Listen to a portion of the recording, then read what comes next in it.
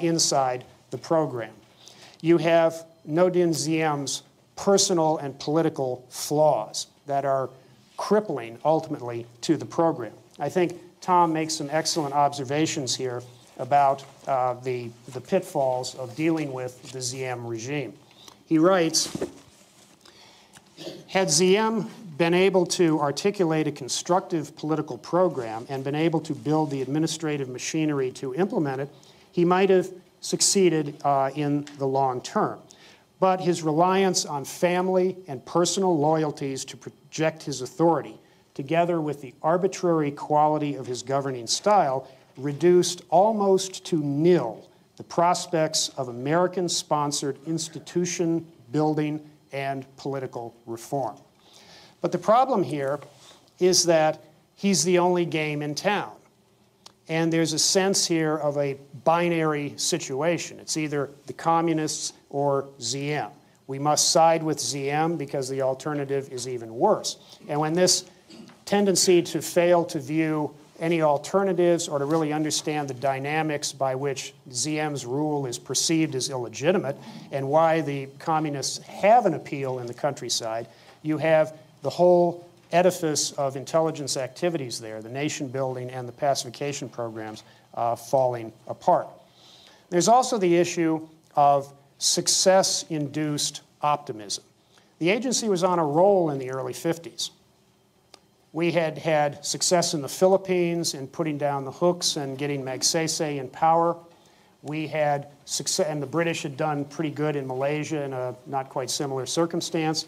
We had our own successes in Iran in '53 and Guatemala in '54. So this is high times for the agency.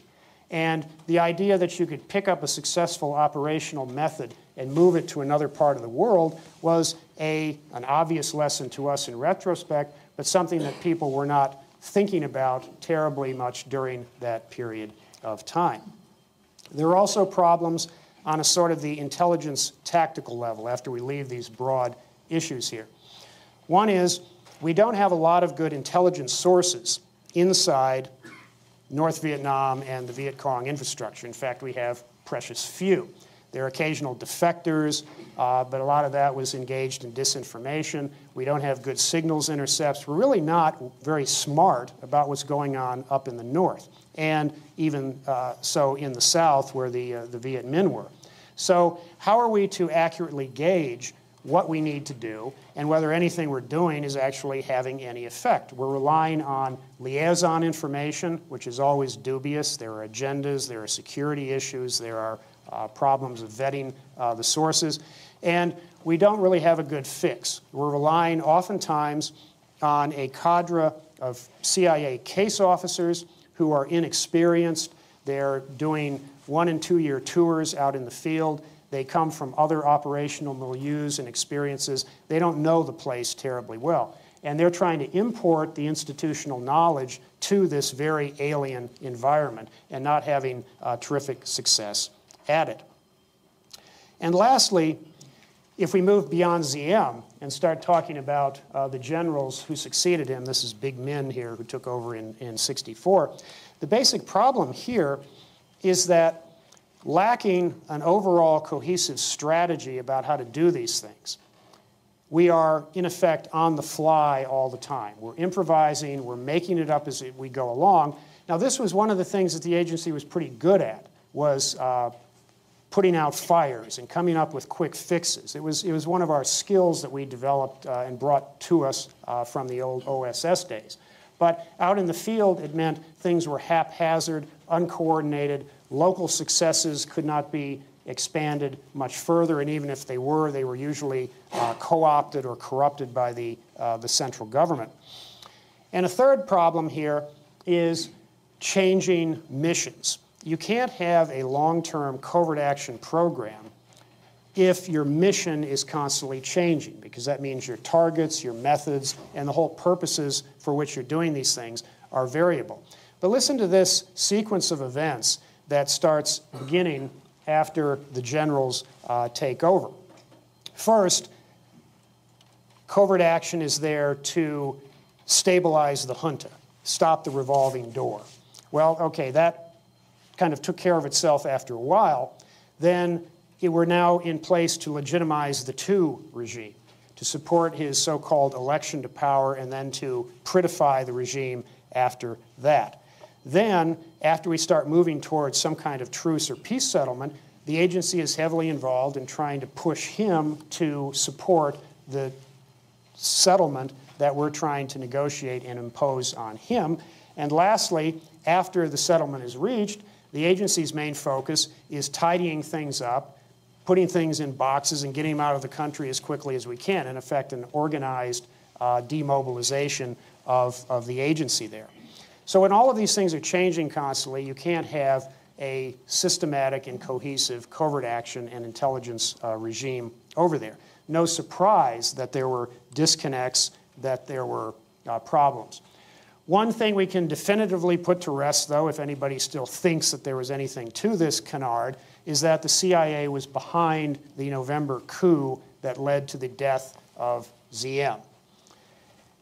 This is demonstrated in Tom's book on the Ziem relationship.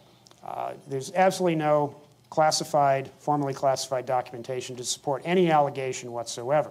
The problem arises here, and we saw this happening again in 1973 with the coup in Chile, is when you're in a situation for intelligence collection purposes, that is, you want to know what the regime dissidents are doing, the fact that you don't stop them from doing the thing that ultimately happens suggests that you're lending it a tacit approval. This was not the case from the period of August to November '63. Certainly before then, as you well know, there were prominent people in the Kennedy administration who wanted Ziem out. The agency was not one of them. We had people there knowing what was going on, but we were not pushing it. We were simply helping the people understand the dynamic. We had absolutely nothing to do whatsoever with the events that occurred between August and November '63 that led to the death of Ziem. Now, when we turn to the pacification programs, we want to understand, again, an important fact that when the overall dynamic of pacification changes periodically, and Tom has identified 6 periods of pacification. And by pacification, again, we're talking about this kind of hearts and minds idea. You go out into the countryside, you win the loyalty of the peasantry through civic action, through good works, through protection from the Viet Cong. You do it in a variety of ways, economic benefits and providing security. But as you can see from this sequence of events here, the target, the mission, the focus is changing over time. And when you compound that with the rotation of case officers in and out, changing cues from the top, you can see that it's no wonder covert action pacification in Vietnam is one of the most confusing stories to try to tell. And it, too, as we mentioned with the nation building, is founded on some basic misconceptions. One of them, perhaps the most fundamental one, is the persistent idea that there was no legitimate reason why the rural peasantry would not support the Ziem regime. The fact that we thought the Viet Cong were in there through terror, through violence, through coercion. And once we establish security, that's not going to happen anymore. And then when you start throwing in the great American economic benefits, the handouts, the material goods, the health care, the schools, the tractors, etc., combine that all with the overt aid that is going out to the peasantry through USAID and organizations like that, how could they not love us? How could they not support us? The problem is we need to persuade them that there's a reason to fight on behalf of the central government, of the Ziem government. And so we'll do that by winning their loyalties through these kinds of benefits and security. And then they'll forsake their bigger loyalties, as we now know, to family and village, and there won't be any reason why the VC can make any inroads there whatsoever. Tying this in occasionally with the government's programs like strategic hamlets and such, so it becomes a kind of a pastiche of different programs and different benefits. We did have some localized successes. the civilian irregular defense groups were highly successful when run on a small scale by the agency. They later on became militarized and were scattered around the country, and consequently there was no connection between the village defense force and defending the village. Instead, they're just out there fighting the war on behalf of the government they don't like. Needless to say, this program kind of fell apart. People's action teams, a similar kind of notion, local militia security. Again, once it becomes nationalized and the people are detached from the point of it all, protect the village, and they're moved elsewhere in the country, the loyalty is lost, the effort to gain the loyalty is lost. So the sad thing about pacification, and it may have been a built-in dynamic in the whole program, is the more successful they got, the more likely they were to fail. Because the localized success could not be kept localized. The oil slick idea, as you spread out your areas of control, that attracted the attention of the central government, and it also made for more and easier targets for the VC.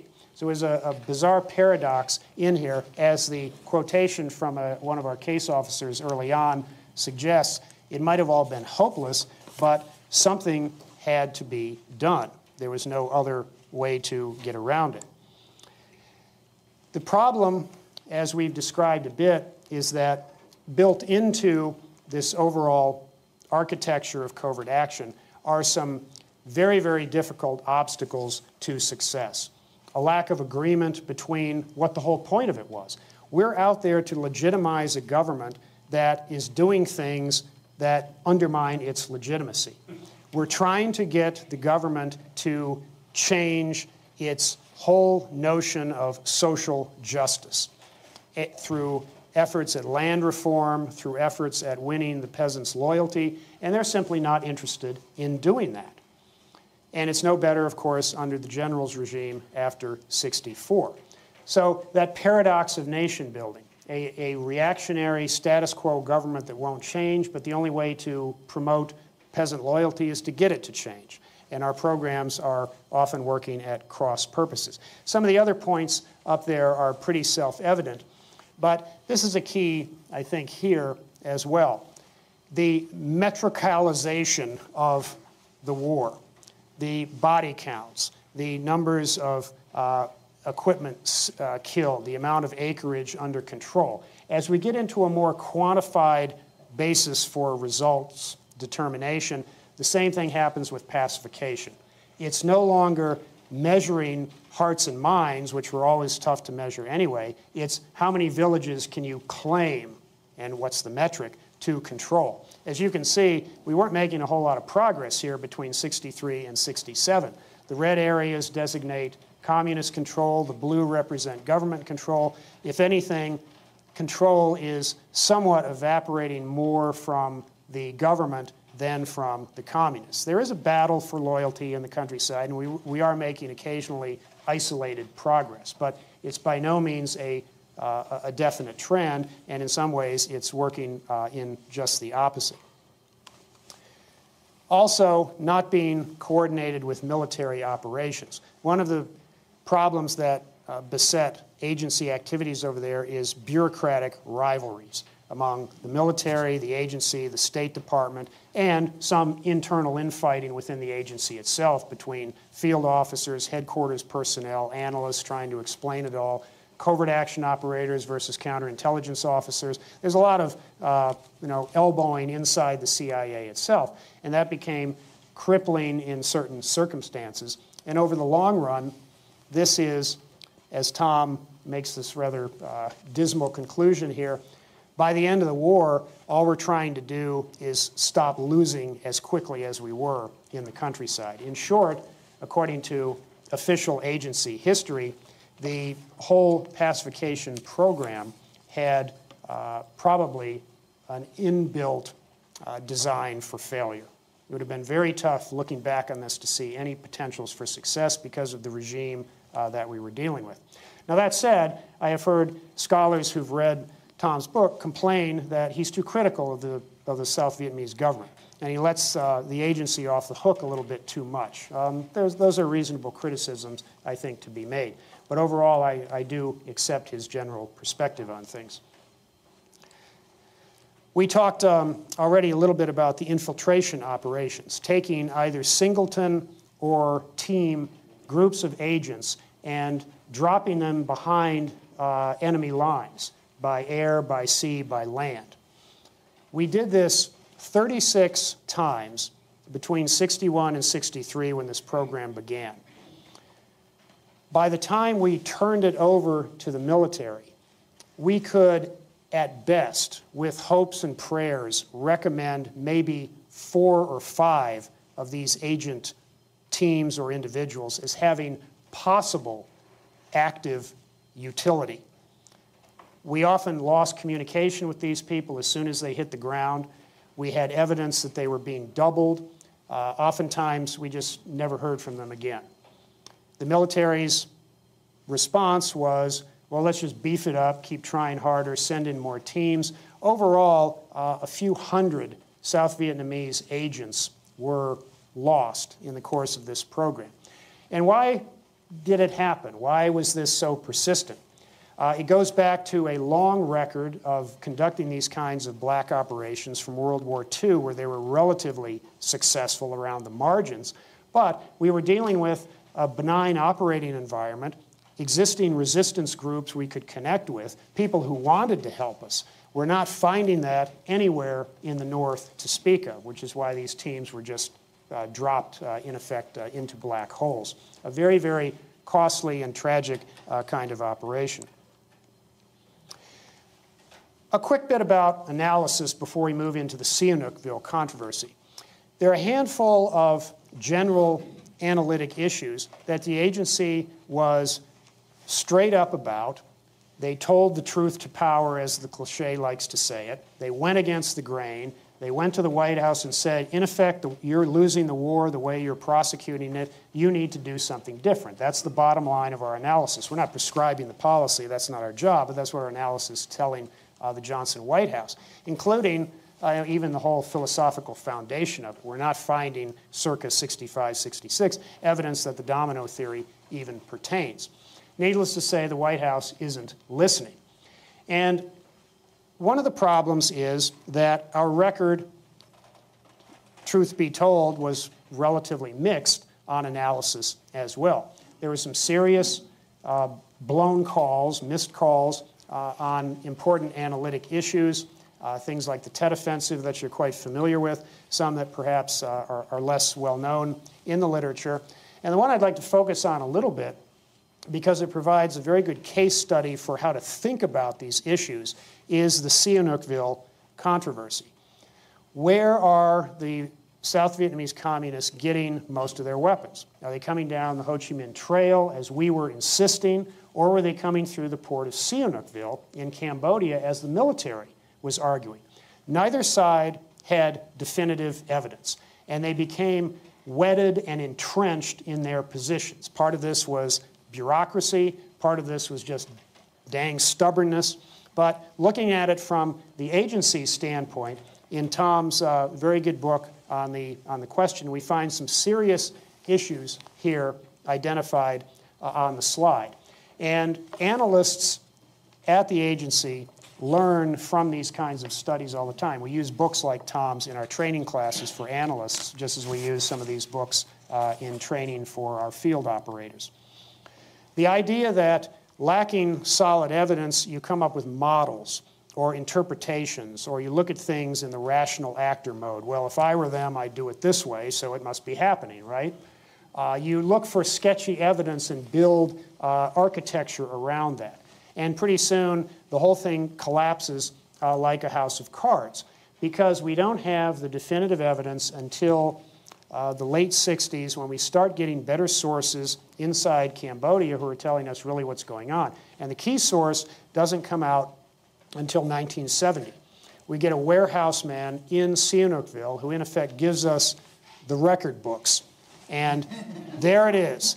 Proof positive, we were wrong. CIA was wrong on this call. The military was right. Do we get any credit in the Nixon White House for fessing up and saying, sorry, Mr. I can't stand the CIA president, we were wrong. But here's the proof, and go with it. This became a political disaster for the CIA because we got no credit for finally getting that good source inside Cambodia. Instead, what about Sihanoukville was a quote, was a question that Nixon regularly posed in NSC meetings. When we would come there with analysis that went against what he was thinking, he'd say, why should I believe you? What about Sihanoukville? And political implications, this is when our relationship with the White House really started to go down the tubes. Nixon came in with all sorts of predilections against CIA, social snobbery, crypto-liberalism, soft on the commies, all of this. That's what he thought about us when he came in. He used to think that we had helped him lose the election in 1960 by secretly giving information to JFK that he could use in the debates, and Nixon couldn't respond to it properly. Well, that never happened, but he took these resentments with him into the White House. And this was just another nail in the agency's coffin as far as he was concerned. Tom is also very good in describing the analytic techniques that were used. Now, I will say, when you look at this book, you will find it, I'm sorry to say, heavily redacted in a lot of areas, just blank page after blank page. I was quite upset about this when I saw what our people had done to it. They, I think, misinterpreted the idea of protecting sources and methods to taking out anything having to do with the way analysts do their work. They'll leave the conclusions in, they'll talk about the evidence, but you know, the black box inside the skull, they decided they didn't want to talk about. I regret that. But there's enough of the story left that I think you can learn quite a bit from it. A not terribly well-known analytic controversy that had major impact for our stature here. This is a good story, however. And maybe that's why Tom just couldn't stop writing about it. But it's the biggest one of the whole series. The covert action in Laos, we've heard about it referred to here and there, the cork in the bottle, the thing that bothered Eisenhower much more when he handed the baton to Kennedy than Vietnam. It's a fascinating tale about how to run a successful long-term paramilitary program using a proxy army that you, in effect, buy and pay for and help supply. Our biggest covert action program until Afghanistan in '79 to the late '80s, and very effective in doing what it was intended to do in Laos, which is keep it neutral. We are here because the military cannot be after '62 with the Geneva Agreement. Foreign forces will be removed from Laos. Well, the communists didn't quite hear that and didn't abide by it. They stayed. What are we going to do? We support the Hmong, the Mayo, as a proxy army, along with some other tribes here and there, depending on where you were in the country. This worked. We kept the country out of the communists' hands, and as the Vietnam War ramps up, this becomes a kind of a sideshow to interdict supplies on the trail, to do road watching operations. It becomes an important place to kind of get an angle on what the communists are doing in the South. So a very, very good program, and it bespeaks some of the more positive accomplishments of the agency. Here, unlike Vietnam, we had a better fix on the local cultural terrain. We understood the people. We had won their loyalties, and we kept it. It was an effectively administered program, good tradecraft, a good case study on how to do it right. And one of the most interesting tales about it, already known courtesy of William O'Leary, but a little bit extra comes out through the recent declassification, is the role of Air America in Laos. And we'll turn to that for a little bit. For those of you who aren't familiar with Air America, this was the CIA's aviation proprietary company, a secret company, a front company, if you want to call it that we assumed control of. It was originally called Civil Air Transport, which was a spin-off from the retirees from Claire Chennault's Flying Tigers, who decided to stay over there and set up their own aviation activity. That started in '49. Civil Air Transport does some very important things for intelligence purposes, including helping drop relief supplies into Dien Bien Phu. During the 6 weeks before Dien Bien Phu fell, Civil Air Transport flew almost 700 supply missions, airdropping materiel, as is shown in this painting here. The pilot of this aircraft, James McGovern, nicknamed Earthquake Magoon, was shot down during this particular mission. This is a painting that appears in CIA headquarters. Overall, Civil Air Transport was an indispensable to the prosecution of the Laotian covert action. And you should know that in the course of Civil Air Transport's existence, it ceased in 1975, 240 Air America pilots and crewmen were killed. Now, we have a wall of honor at CIA headquarters, which now contains 90 stars, 1 star per killed in action in an intelligence mission. But these are staffers and overt, that is, known contractors. Proprietary employees don't get a star on the wall. These individuals are honored at the University of Texas at Dallas, where the Air America archives and a museum and a library are located. But they didn't have any overt connection to us until most recently when, with this declassification effort described in this co-published book, that we did identify specific individuals as working for Air America and acknowledge their individual connection with CIA. Another thing that we can now acknowledge is the involvement in Air America with search and rescue missions in South Vietnam and Laos. Oftentimes, pilots would ditch in Laos and they had to be rescued. More often, they, of course, ditched in hostile territory in Vietnam. The military didn't have initially search and rescue capability. Air America did this, in effect, voluntarily. They were not ordered to do it. They signed on to do it. It was what's referred to as the Airman's Bond, the community of aviators helping out one another. And during this 1-year period, almost 24 of those missions are flown. After that, nobody's keeping track of them. All we know is that dozens and dozens of downed U.S. aviators were rescued through Air America, flying either helos or short takeoff and landing aircraft. And you saw a couple of those in the previous slide.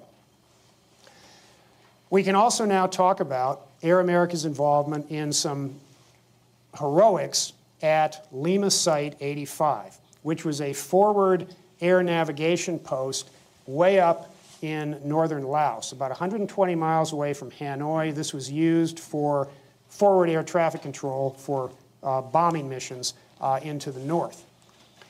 There were 16 U.S. Air Force technicians stationed there, undercover as Lockheed Aircraft Corporation employees. And they were the ones running this little tiny primitive-looking listening post on top of a 5,600-foot tall mountain right there in the cusp of enemy territory. And they're there doing their business to help the pilots. What year is this? What year? This is throughout the 1960s. Okay. And the activity at Lima 85, or Site 85 that I'm going to talk about, starts in 66 to 68 when the North Vietnamese start going after it to try to take it out of business because they're realizing something's going on up there. Starting in 66, well, let's just start the story. They begin shelling it, shooting at it, mortaring it. And during one of these very interesting episodes, you have, as far as I know, the only instance in aviation history in which a helicopter shot down a fixed-wing aircraft. In fact, it did it twice. This is an Air America helicopter flying reconnaissance and relief to Site 85. The North Vietnamese are flying these slow bi-wing aircraft to strafe and drop, literally just drop artillery shells onto the site. The helicopter happens to be there. The co-pilot sticks an AK-47 out the window, out the door, and shoots down both of these slow-moving fixed-wing aircraft. It's the only time I'm aware that this ever happened in aviation history. A couple years later, in 1968, at Site 85, the communists become determined to close this down. And so they not only begin their usual shelling, but they also start climbing up the mountain. And so Air America is called in to rescue these individuals because it's pretty clear this is going to get closed down. So we have helicopters there picking up some of the Air Force technicians. Regrettably, 10 of them are still missing in action to this day. We only were able to rescue 4 at the time. One of them was in the helicopter, was shot by ground fire, and died later. So we were only able to pull out 3 of them. 2 of our paramilitary officers tried to scale up. They were based over here, and they went down because a couple of the technicians were hiding out on the mountainside here, hoping to avoid what was going on up top, because the communists were coming in from over here and were scaling up in various hidden places. So they were hiding out over here in the rocks. A couple of our PM officers go out there and try to rescue them. They wind up getting caught under fire, and in turn are rescued out by an Air America helicopter. Previously, we couldn't talk about the agency connection with any of this, but it's now officially acknowledged. And at the end, Air America is playing an important role. Not flying the A-12, but let me get us back here. There we go. About 1,000 rescue missions are being flown by Air America during the evacuation of Saigon. An estimated 41,000 evacuees are brought out of Saigon and environs through Air America operations during the drawdown in the latter months. And in the very last days or so, about 1,000 valued Vietnamese and others are taken out on the very last day. 1,000 are rescued through Air America, flying the STOLs and helicopters out to aircraft carriers offshore. And the most famous photograph of the evacuation, the so-called, and you'll still see this in books that ought to know better, the U.S. military aircraft on the roof of the U.S. Embassy taking people out. The famous one that you've seen with people scurrying up the ladder and the individual holding out his hand to pull them on board. Take that photograph, turn it sideways, and here's what you see. First, it's the Pittman apartment building in Saigon, which was one of a number of prearranged evacuation points. So this is not serendipitous, this is deliberate. Second, look at the tail of a helicopter. It's an Air America helicopter doing this. And thirdly, you can't see him in this photograph, the agency officer, well, I just blew the line. The person reaching out his hand is a CIA paramilitary officer whose cover has just been rolled back. So his involvement in all this can now be acknowledged. Let's switch to something a little more exotic in aircraft terms. The A-12, the Archangel 12 as it was called, better known by its code name Oxcart, which was chosen deliberately. This aircraft flies almost 2,200 miles an hour at 90,000 feet for 3 and 4 hours straight with refueling. So, chosen deliberately, ironically, the code name Oxcart. This was designed to be the successor of the U-2, and it came into design phase in the late 50s when we were expecting the U-2 program would eventually have to be ended because eventually the Soviets would shoot down one. Well, they did in 1960, but by then we didn't have an aviation replacement for it. We had the satellites soon coming online, but we were still pursuing the possibility of using such an aircraft for reconnaissance missions. By the time it's operational in 65, 66, obviously we're not going to overfly the Soviet Union. There's no real good place to use it except in East Asia, and most specifically in Southeast Asia. So a couple of years ago, when I was working on the book that came out of this particular project, we also got a lot of stuff declassified. I'm going to show you a few pages of the thousands that were there. This is a mission log of all the flights of the A-12 that was flown. It only lasted for 1 year, May 67 to 68. A total of 29 missions flown, and 26 of them are in Southeast Asia. 24 over North Vietnam, 2 in the tri-border region down by the DMZ. The other 3 related to North Korea had to do with the seizure of the Pueblo. I won't talk about them. This is the recently declassified mission map for the first time we sent the A-12 in. And here's how the program worked. You were forward deployed at Kadena Air Base in Okinawa. That's the place where we set up in order to run these missions. Huge infrastructure. Talk about tail to tooth. This is a very long tail, but a very interesting tooth at the front of it. The plane would fly out, and I can talk about some of the peculiarities of the aircraft offline. It's a fascinating engineering story. It flies off, gets its tanks topped off, swings through North Vietnamese territory, takes its pictures, swings around, gets refueled in Thailand to get back to Kadena Air Base. That's how the basic mission went. This is the overall mission plot from Okinawa through, and this is a more specific picture of where it went on that first mission. Why was it there? There was a lot of concern at this time that the North was deploying surface-to-surface missiles. Where are they? This is a drastic escalation of the war. We need to find out, how can we get there? Not with the U-2. Soviet SAMs can shoot those down, obviously. They've done it a couple times already. The Chinese had already taken out a few as well. Satellites won't work. Unlike Hollywood, you can't stop a satellite in mid-orbit, turn it, have it take a picture, and then move on. It just doesn't work that way. So what's left? The A-12, and off it goes. Typical image. Lots of these are now declassified. You can see this is taken from 80,000 feet. Here's the air base. We developed a special photographic processing facility in Japan so we could get these things turned around and back to the battlefield within 24 hours. They used to have to be taken out of the airplane, shipped to Kodak in Rochester, which made the film and knew how to do it right, then sent down to Washington, where the photo interpreters, or squints as we used to call them, looked at the stuff. Then their analysis is shipped out via cable to Vietnam. This is very slow intelligence in a war situation. So having this place up in Japan was essential for getting this type of information in the hands of the warfighters and the decision makers. During the course of the missions, 29 of them, the aircraft was shot at 6 times by surface-to-air missiles. On only one occasion, when one of them blew up, did a fragment of the missile ever touch the aircraft.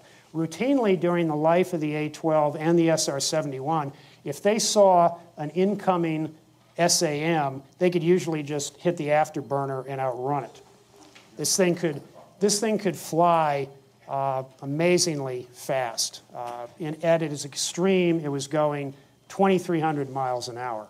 This is faster than most rifle bullets. And it could do it for a few hours at a time. And from our standpoint of understanding Vietnam, very important intelligence gathered. We dispensed with the SSM concern and just got a lot of good routine, if you will, photographic intelligence about places to bomb, what happened after they were bombed, where are the SAM sites. There would have been a lot more pilots shot down, I can guarantee you, if we hadn't known as much about the SAM sites as we got from the A-12 and other reconnaissance aircraft as well. So an extremely valuable program, dispensed with after 1 year because the Air Force took it over. You couldn't have bureaucratically, budgetarily, 2 parallel programs. The covert CIA program and the overt military SR-71 program doing the same thing in the same place. Something had to go, and guess who lost the bureaucratic battle? So the Air Force kept their SR-71s, which continued to fly until 1989 when the program was closed down. Last subject I'll talk about real quickly because it remains a matter of controversy and of current interest with all the talk about domestic surveillance and the global war on terror, NSA listening to our cell phone calls, hacking into our computers, and various sorts of espionage operations going on against U.S. citizens who are suspected of terrorism. This all sounds vaguely familiar to agency historians, and I'm sure some of you too, because we've been here before. The MH Chaos program sounds just like something out of a Len Deighton thriller, doesn't it? I'm told this was a random codename choice, but I'm a little dubious about that assertion. I don't think MH Cheese would have flown. These code names are supposedly generated randomly on a list, and you just pick the next one that comes up when your operation has to be named. I have a feeling somebody jumped the line here to get chaos attached. But what's going on here? This became one of the most important criticisms of CIA during the mid-1970s when, as I'll show you, this was disclosed. This was the reason why we were investigated by the Church Committee, this and some other exposures. But it was not, as has sometimes been misportrayed, a freelance operation.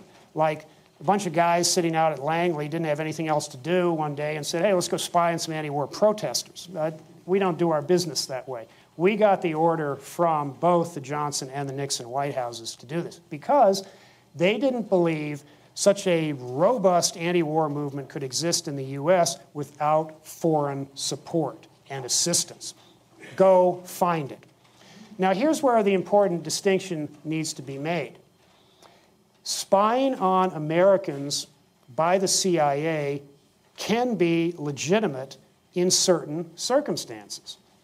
If, for example, you are concerned about an American doing something overseas that is suspect, possibly a legal violation, and you're asked to find out about it through foreign intelligence sources, agents in that country, listening in to communications, whatever the technique, that is a legitimate use of foreign intelligence sources. So when we were originally trying to figure out if any of these types of people were getting any support from China, Soviet Union, North Korea, Algeria, Soviet bloc countries, we used our assets and our capabilities in those countries to see what Americans were doing. That's a legitimate use of our capabilities. The problem is when we didn't find evidence of foreign support and reported that first to Johnson and then continued to report it to Nixon, they said, be a little more creative.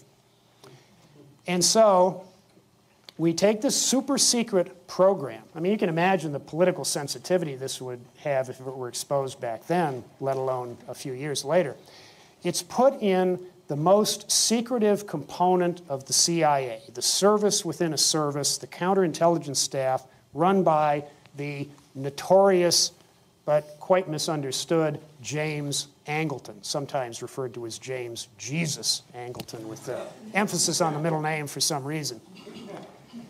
But it wasn't his program. He didn't dream it up. He didn't have day-to-day dealings with it. It was put there specifically for security reasons. What did it find? It was a very busy program, as you can see here. Lots of collection, lots of file building, lots of interaction with other organizations. Most of the material that came out of the Chaos program was collected by others. As you well know, the NSA collects far more voluminous intelligence than the CIA does, so much of what we were getting from here was electronic snooping. But here's the concern. After that point at which we didn't find the foreign connection through the foreign intelligence approach, the president says, look harder. And here we have one of the most difficult decisions that any director of Central Intelligence I know of has ever had to make. Do I violate the CIA's charter or not? Because doing what he was now being ordered to do is illegal. Helms's rationale was, first, I'm not going to go rat to the press. I'm not that type of person. And I'm probably not going to go tell the congressional oversight committees because it's going to leak out anyway. So what is my worst of all, best of all bad alternatives? Keep it under my control. If I resign, the president is going to appoint either a zealot who's going to do it even worse and cause more political backlash, or it's going to be done incompetently by less sophisticated people than my great counterintelligence staff officers. So I'm going to keep it in place, keep it quiet, keep it under heavy control. And that's where it lay until 1973, when Helms's successor, James Schlesinger, closed the program down. But that wasn't the end of the story, and we'll end the discussion here.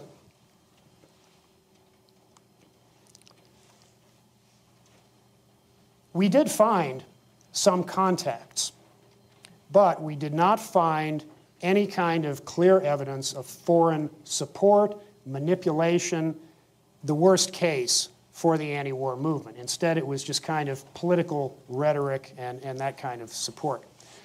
Maybe there was a little bit, because in counterintelligence, you never know whether you found every possible thing. You can't prove the negative in this line of business.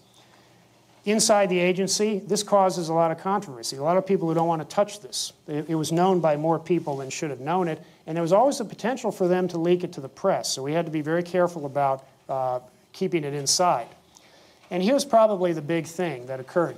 When Seymour Hersh got onto this story through, we think, congressional leaks of some sort, but it's not definitive yet, he decided to publicize it.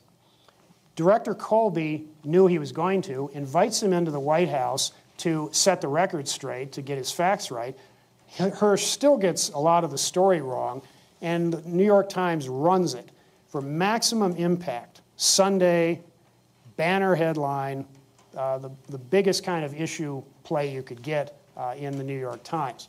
And this is what prompts the congressional inquiries of 1975, the Rockefeller Commission out of the White House first, then the Church and the Pike committees in the Senate and the House, and all of the huge amount of controversy, of oversight, of political repercussions for the agency. We have not been the same place since. And it's one of the ironies of a program that was fashioned to be super, super secret, known only to a few, in order to answer one of the most sensitive questions in American politics at the time, and that American democracy, in its inimitable way, eventually turns it all inside out, and we become, at the end of this particular day, the most unsecret, secret organization in the world. And it's been that way ever since. That's all I have to say. Thanks.